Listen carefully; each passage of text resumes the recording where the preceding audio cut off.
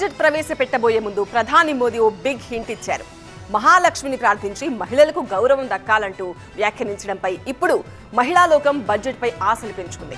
మరి మహాలక్ష్ములకు మహాపథకాలు ప్రకటించబోతున్నారా? మహిళా సాధికారతే నినాదంగా parliament budget సమావేశాలు ప్రారంభమయ్యాయి. మహిళలు మహారాణులు అంటూ మోదీ ఓ లీక్ అయితే ఇచ్చేశారు. సిద్ధి బుద్ధి ప్రదే దేవి, భుక్తి ముక్తి ప్రదాయిని,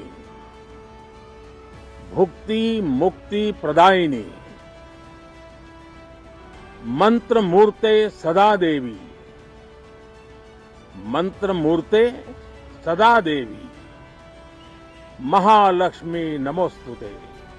మోదీ మాట మహాలక్ష్ములకు మూట అన్న చర్చ సాగుతోంది. ఇప్పుడు మహిళలకు సాధికారత కల్పించడమే లక్ష్యంగా పథకాలు ఈసారి బడ్జెట్ లో ప్రకటించే అవకాశం ఉందని విశ్లేషకులు భావిస్తున్నారు. మహిళలకు నైపుణ్య శిక్షణ కల్పించడంతో పాటు జన్ ధన్ యోజన, ముద్ర యోజన వంటి పథకాలకు కేటాయింపులు పెంచడం వంటి ఉండే ఛాన్స్ ఉందని విశ్లేషకుల అంచనా. మరోవైపు చిన్న మొత్తం పొదుపు పథకాలకు అధిక వడ్డీనిచ్చే మహిళా సమ్మాన్ సేవింగ్స్ సర్టిఫికేట్ పథకం ఈ ఏడాది మార్చితో ముగియనుంది.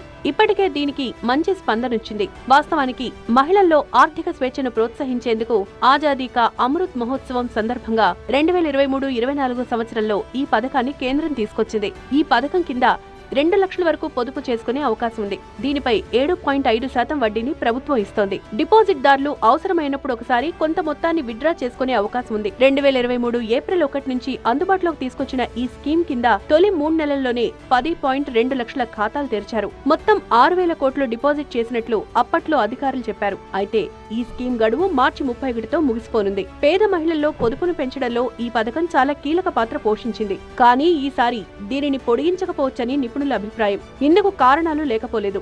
ఈ పథకం కింద గతేడాది ప్రభుత్వం భారీగా డిపాజిట్లను వసూలు చేసింది. కానీ ఈక్విటీలు, మ్యూచువల్ ఫండ్స్ వైపు దృష్టి పెరుగుతుండటంతో మళ్లీ ఈ పథకంలో పెట్టుబడులు పెట్టేవారి సంఖ్య తగ్గే అవకాశం ఉంది.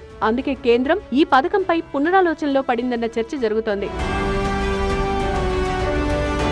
పేద మధ్యతరగతి వర్గాలకు కేంద్రం వరాలు ప్రకటించే అవకాశం ఉంది. సమ్మిళిత అభివృద్ధి, పెట్టుబడులు, ఆవిష్కరణలు లక్ష్యంగా దూసుకువెళ్తున్నామని మోదీ పేర్కొనడంతో ఈసారి ప్రజాకర్షక పథకాలకు పెద్దపీట వేస్తారన్న అంచనాలు పెరిగిపోయాయి. అందుకే వృద్ధికి ఊతం ఇచ్చేందుకు మధ్యతరగతికి పన్ను ప్రయోజనాలు, మహిళలకు సంబంధించి ఏమైనా కొత్త పథకాలు తీసుకురావచ్చన్న ఆశలు రేపుతున్నాయి.